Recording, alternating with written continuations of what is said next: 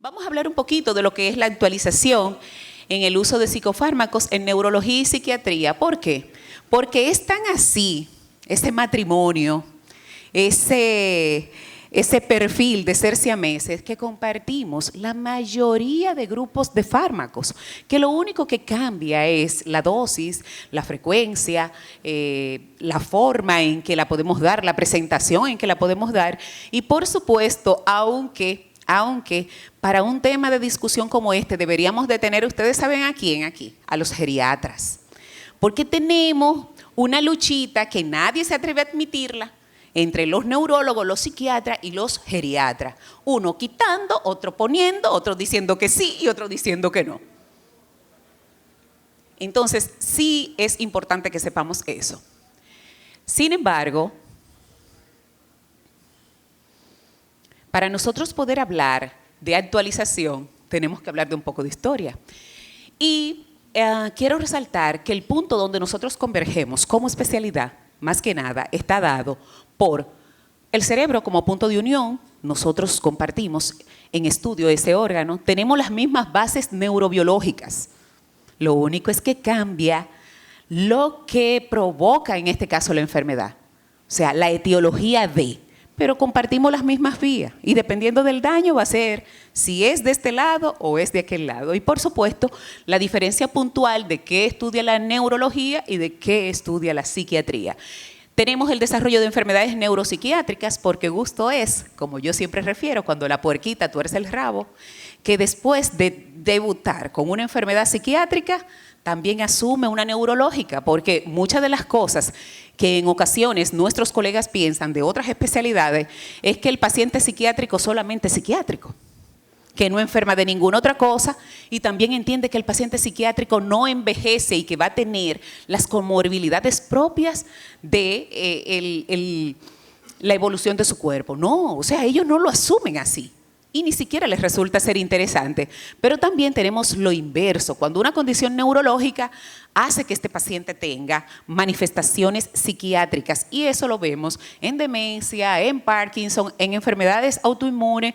Y por supuesto, ni siquiera les voy a mencionar, para los que son especialistas en infanto, el tema de los trastornos del neurodesarrollo, que también, dependiendo de cuál sea la etapa que ese niño o ese ser está cursando, pues es la manifestación dada de la enfermedad o de la condición. La próxima.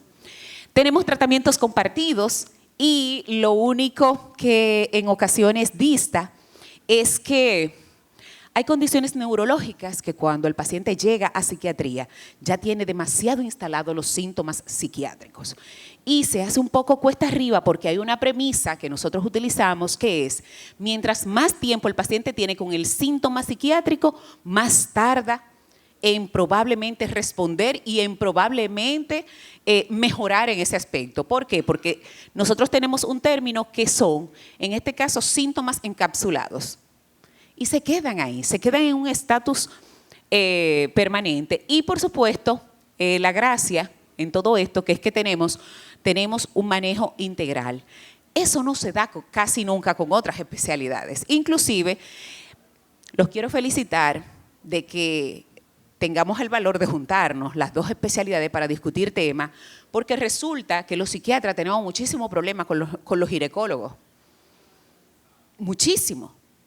No valoran lo que probablemente puede ser riesgo-beneficio y retiran medicación y al final una condición tan delicada y tan particular como es un embarazo o esa etapa reproductiva, entonces tiene condiciones particulares. La casualidad de la curiosidad y la observación o serendipia de la época es lo que hace que nosotros compartamos tantos grupos de fármacos. ¿Por qué? Porque resulta que la psicofarmacología todo se dio por accidente. Yo creo que nadie, ningún investigador, ningún científico dijo, déjame ver cómo es que funciona esto en el área de psiquiatría. No, todo llegó por casualidad y a chepa. O sea, entonces como que nosotros somos la colita, la foie de los investigadores y no, o sea, para este tiempo y no precisamente ahora, porque ahora se han entendido que los psicofármacos resultan ser los mejores negocios por el tema de los factores económicos que se manejan. Dale. Para hablar de actualizaciones tenemos que hablar de historia y, por supuesto, la psicofarmacología no es como esas ramas que son viejas. No, apenas tenemos quizás un siglo y algo, y ese siglo no está tan bien definido porque hasta que no existieron grandes hechos no se tomaron pautas. Ejemplo, el inicio de la psicofarmacología moderna puede fecharse en el momento de la reintroducción del litio, que se daba para la gota. Yo supongo que aquellos pacientes gotosos que tenían un trastorno bipolar o un trastorno anímico, como el médico veía que mejoraba, entonces decían, bueno, esto sirve para esto. De hecho, es así. Y por supuesto, después más adelante, en 1952, el tema de la clorpromacina, que todos sabemos que fue un medicamento que se empezó a usar para el área de neumología. O sea que no tenemos esos descubrimientos que desde el inicio ya han dicho, nos vamos por la neurociencia, para nada, para nada. La clorpromacina, ahí como lo pusimos en el siglo XIX, se usaba como sedante y antihistamínico en los pacientes que tenían condiciones de neumología. Y a finales de los 50 es donde empieza realmente más o menos la historia, ponerse un chin bonita, con el tema de la imipramina, que desde el inicio se le vio un efecto sedante y antidepresivo. Y luego, en 1960, el tema de la clorpromacina. Cabe resaltar que, perdón, de la clozapina, que la clozapina es en este caso nuestro antipsicótico gold estándar o de referencia y es inclusive el que se utiliza en la actualidad para tomar como punto de apoyo qué tan efectivo puede ser una molécula nueva. Y es porque abarca y toca diferentes tipos de neurotransmisores. Por favor. En el caso de la psicofarmacología surgió la esperanza de una gran gama limitada de acciones. Entonces, identificada la necesidad, a su vez, se explicaban los efectos o, en este caso, las pautas para hacer nuevas innovaciones adicionales. O sea, que un fármaco se le encontraban múltiples usos. O sea, no es como ahora, que ahora dicen las moléculas de diseño, es un antidepresivo. No, antes ya existiendo, en este caso lo que era el litio, ok, vamos a ver para qué más sirve el litio. Pero sin embargo, eso trajo como consecuencia que los estudios observacionales sean muy cerrados, porque ya no había esa curiosidad científica de buscar algo nuevo, sino que se quedaban solamente expectantes a lo que ese me producía. Esto condujo a avances extraordinarios en el conocimiento de la neurobiología, solamente en la parte básica de la neurotransmisión, pero no en el desarrollo de moléculas. Se provocó un pensamiento e interés totalmente cerrado y por eso en psicofarmacología tenemos tan pocas opciones. En los últimos años, si tomáramos los últimos 20 años y para colmo, moléculas de diseño complejo, porque la mayoría de nuestras moléculas se caen en fase 3 y fase 4 o no son aprobadas, como decimos, de este lado del mundo, o sea, en las Américas, por características genéticas que pueden tener, en este caso, los pacientes. Dale. En la actualidad, no nos ha llevado esto a la práctica de una terapéutica racional basada en evidencia. Los fármacos que nosotros utilizamos actualmente es, déjame ponerlo y ve que mejora. Y eso es un tema. Eso es un tema porque al final nos coloca a nosotros solamente en la posibilidad de tener pacientes respondedores y no pacientes que remitan. Y por eso ustedes ven que tenemos que entrar en la línea de ese círculo vicioso de por temporadas o por tiempo prudente cambiar. Porque los pacientes se hacen resistentes. O sea, nosotros no tenemos moléculas curadoras ni moléculas que encapsulen evolución de cuadros, lamentablemente. Esto continúa siendo una esperanza para los que más o menos estudiamos esto y sin embargo nos pone en una situación difícil porque no podemos ordenar la eficacia de nuestros fármacos. No podemos. Ejemplo, ustedes quizás en epilepsia, en demencia, ¿verdad? Tienen un orden, un top para. Sin embargo, la genética de los mismos pacientes que desarrollan enfermedades mentales y la vida tan sedentaria y el tipo en ocasiones de interacciones o de inhibiciones que tienen a nivel de hígado, nos hacen no tener esperanza de cuál va a ser la respuesta del paciente. A veces tú le pones lo que tú entiendes que es como digo yo, una capsulita de oro molido. O sea, lo mejor de lo que describe la farmacología, y sin embargo al paciente no le hace ni ji. Y eso da una vergüenza, porque las expectativas de lo que tú entiendes, entonces se caen. Pero el gran detalle está, y eso nos pasa a todos, que nosotros hacemos una comparación de la probable respuesta del paciente. Y ahí empezamos con la famosa medicina basada en evidencia, de la que nos trae la posología. Y nosotros decimos, no, es medicina basada en experiencia, porque a mí me dio resultado. Y yo soy una que llegué a confrontar a par de maestros, porque yo le decía, doctor, ¿y cuántos pacientes usted tiene con eso para usted decir que ese medicamento provoca eso? Porque yo tengo 30, entonces yo más o menos puedo ver el porcentaje. Sí, pero a mí se me olvidaba que eran pacientes de otro sitio. Porque ninguno de los estudios, nosotros no tenemos, señores, y eso me preocupa como región, nosotros no tenemos centros de investigación que tomemos muestras con pacientes con condiciones propias.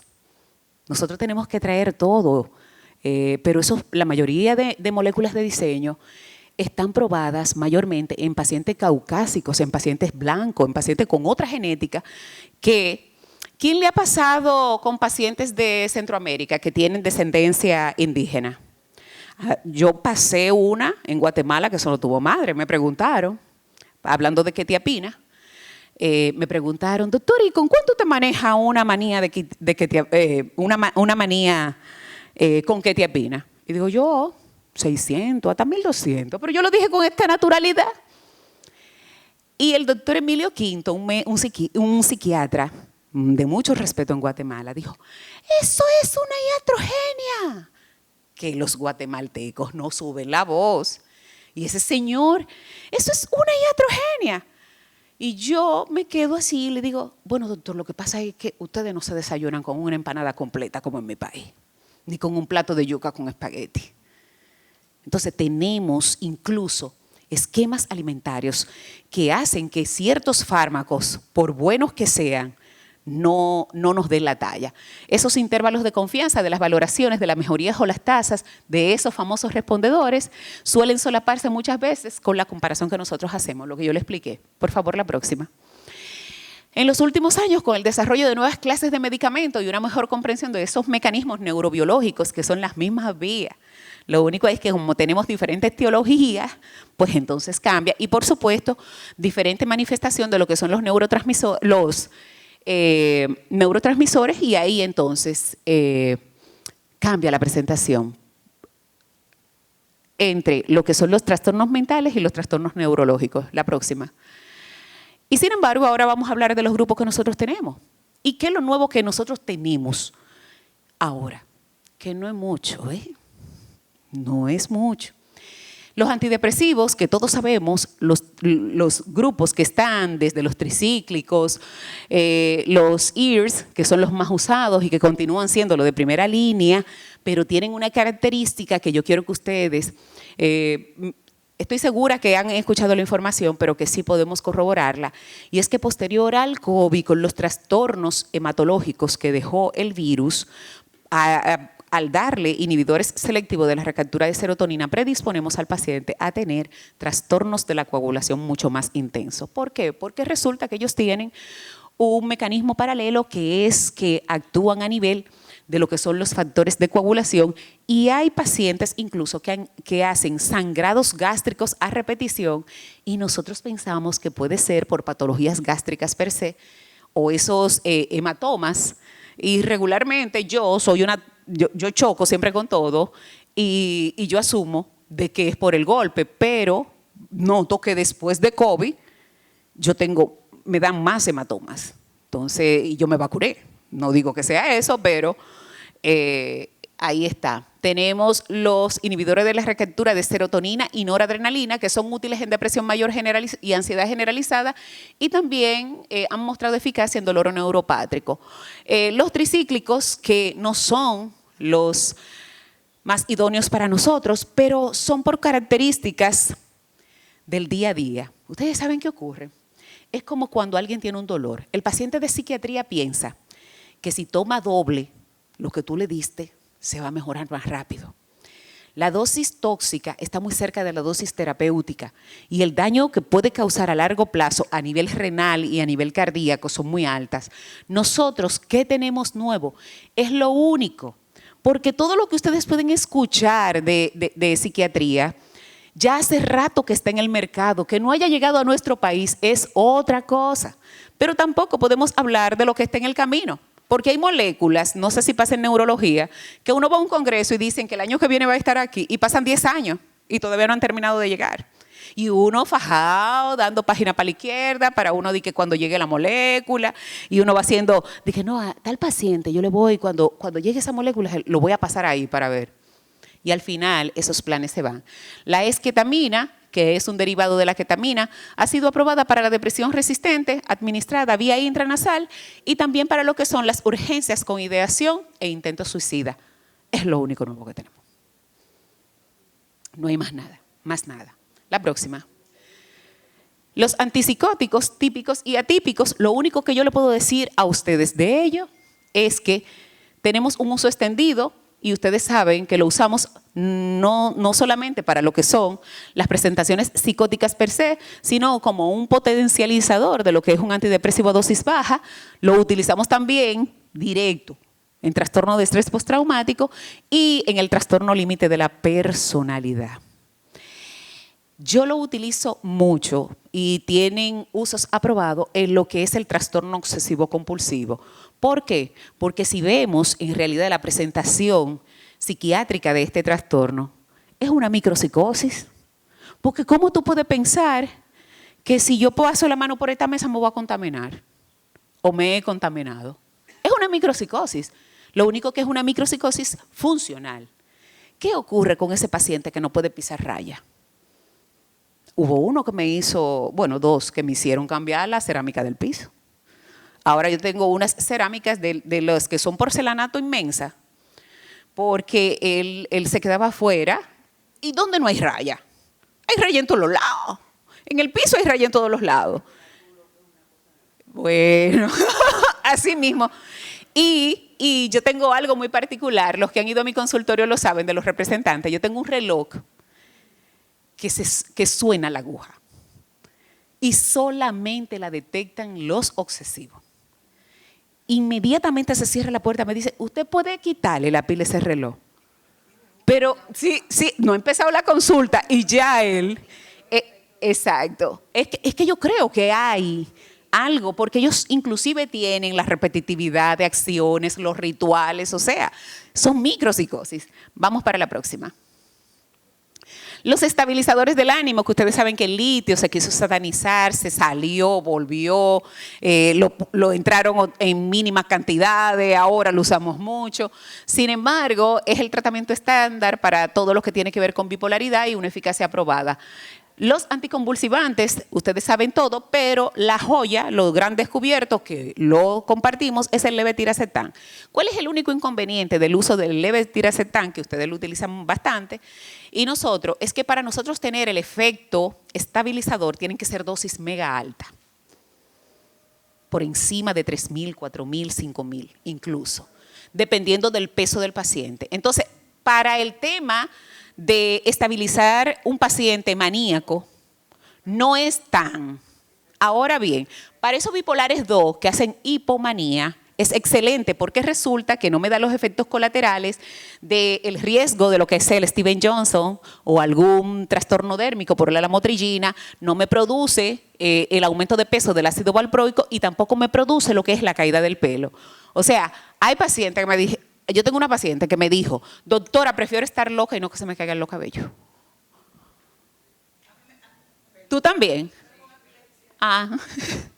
Oye, no, te dicen que no. Y de un tema que casi nadie pregunta, señor, hay que preguntarle todo lo de la sexualidad al paciente. A mí me dijo uno, doctora, entonces si usted me va a tumbar esto, entonces usted mejor no me trate. Exacto. Si yo no voy a tener erección. Pero mira cómo es la cosa. A nosotros mismos nos cuesta encontrar las palabras correctas para hablar de nuestro paciente, de su relación sexual. Y yo me voy por lo básico, señores. Cuando empezamos a buscar palabras bonitas, entonces tenemos que dar más detalles. tenemos que buscarle más la vuelta.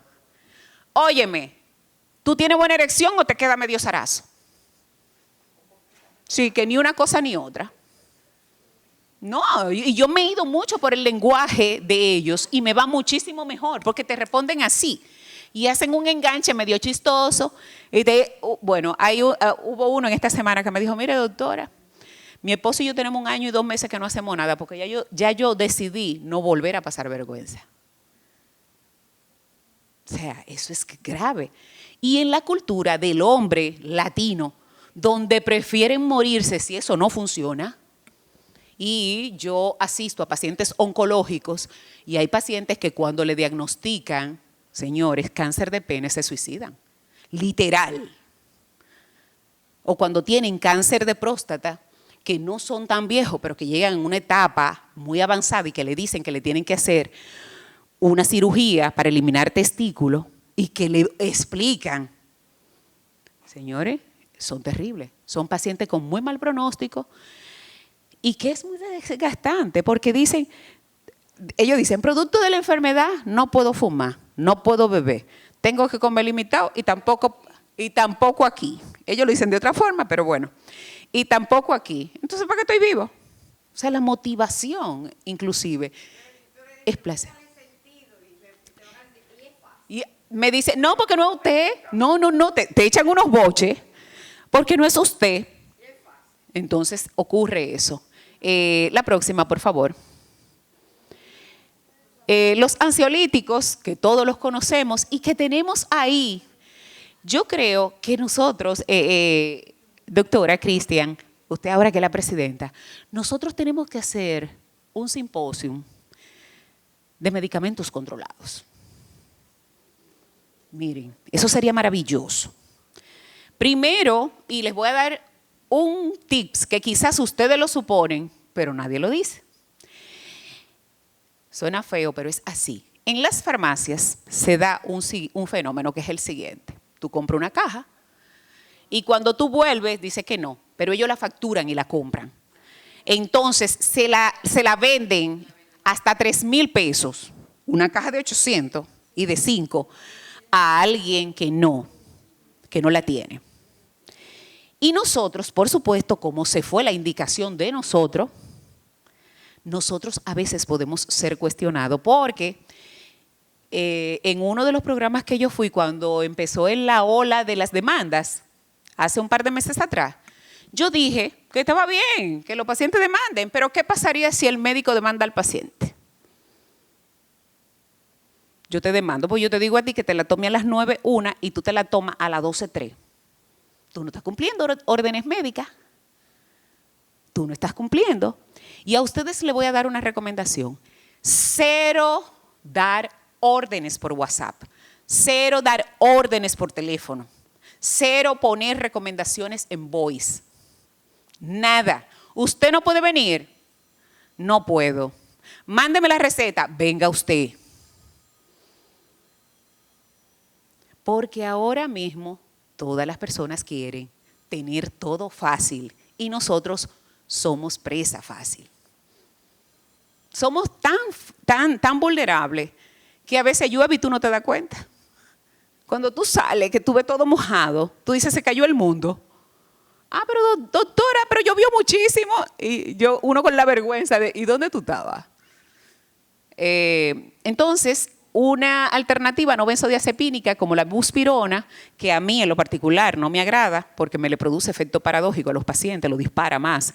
Puede ser que lo mejore desde el punto de vista ansiolítico, pero de lo que es la agitación y la intranquilidad y la irritabilidad dispara al paciente. Para la ansiedad generalizada, la gabapentina y pregabalina, para la ansiedad y el dolor neuropático. La próxima. Tenemos los psicoestimulantes, lo único nuevo que tenemos para ello es que se usa, en este caso, para depresiones muy graves, como potencializador, y para el uso de la narcolepsia, en este caso el modafinilo, se emplea también para lo que es la somnolencia diurna. No tenemos, y con la tomoxetina que uno más o menos medio amortigua ahí, pero no tiene el mismo efecto. La próxima.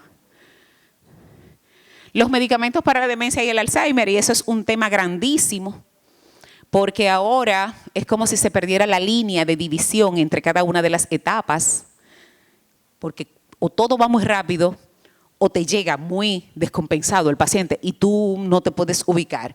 Nosotros tenemos un uso adicional para la memantina y es que lo usamos en trastornos adictivos por uso y abuso de sustancia, pero en dosis súper alta, por encima 40, 60, y regulariza bastante al paciente. Y las terapias emergentes es que ustedes, siempre sale un artículo nuevo diciendo que hay estudios que se están haciendo y que sale uno y que sale otro respecto al tema. Ah, sí, claro. Sí, la migraña crónica por, vamos a decir, uso excesivo de fármaco es un tipo de dependencia. O sea, las mismas vías que en cualquier tipo de adicción se afectan son las mismas. La próxima.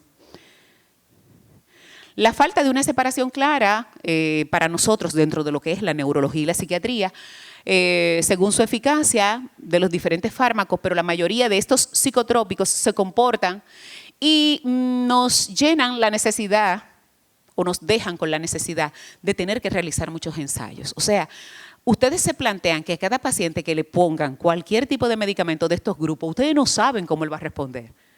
No asuman la media de que usted debería y quédese en ese fármaco, porque hay algo específico. Tenemos un tiempo tope para ver la respuesta. Y son días. Una cosa es respuesta y otra cosa es mejoría. Entonces tenemos que tener eso claro. Sin embargo, un número cada vez mayor de expertos en marketing, eso es porque hay un estudio paralelo, o sea, ya nada más no son los científicos y los investigadores, ahora tienen metido dentro del paquete de la investigación a lo de marketing. Ellos perciben el valor de diferenciar sus productos de otros fármacos muy similares para demostrar la eficacia particular. O sea, si yo fuera fabricante, yo fuera el laboratorio de investigación de la clorpromacina, ya yo quiero dividir los usos para poder tener más campo. Y definitivamente es así. Y tenemos como ejemplo la quetiapina.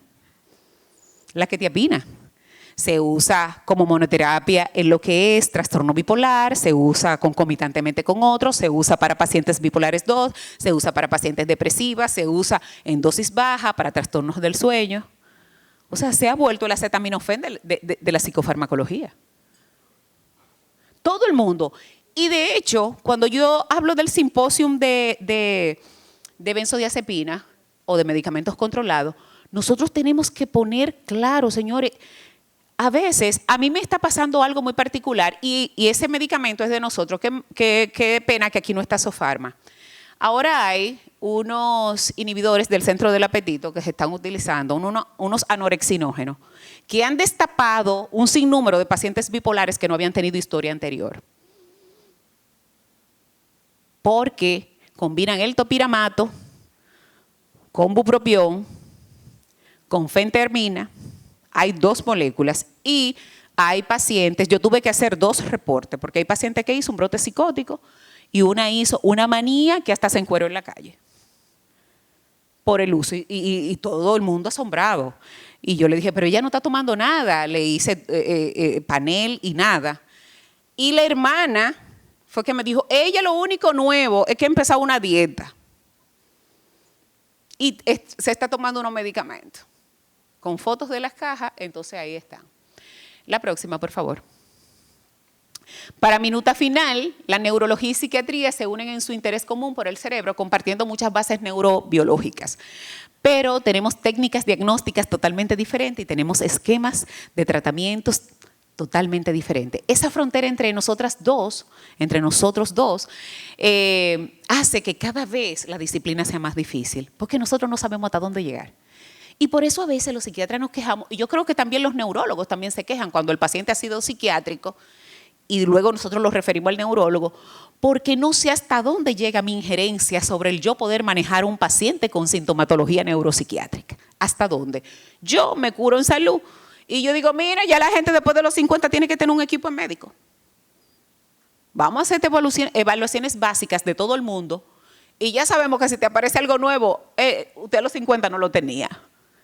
Porque no hacemos medicina preventiva. Nosotros nosotros ejercemos la medicina paliativa. Y es un tema. Entonces, esa integración es crucial para nosotros tener una eficacia mucho mejor en estos trastornos neuropsiquiátricos que son tan complejos. Así que muchísimas gracias. Yo creo que es la última. No me robé tiempo.